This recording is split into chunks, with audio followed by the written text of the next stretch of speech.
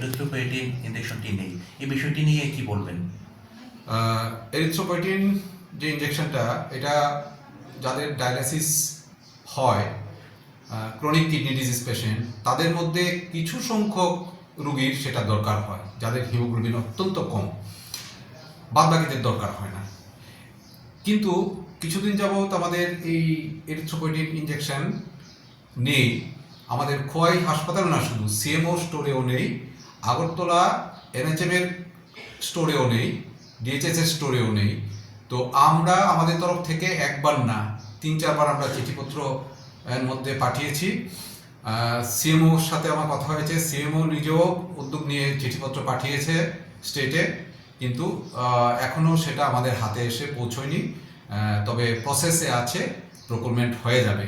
তবে একটা কথা বলি যে এরিথ্রোপয়েটিন ইনজেকশনই দিতে হবে এমন কোনো কথা নেই। এর অল্টারনেটিভ আয়রন ইনজেকশন আমাদের প্রচুর মজুদ আছে। আমরা আয়রন ইনজেকশন দিয়ে ফ্রি অফ কস্ট দিচ্ছি পেশেন্টদের, সেটা দিয়ে আমরা কাজ চালিয়ে দিচ্ছি। এটা কি স্যার একই কাজ করে? একই কাজ করে।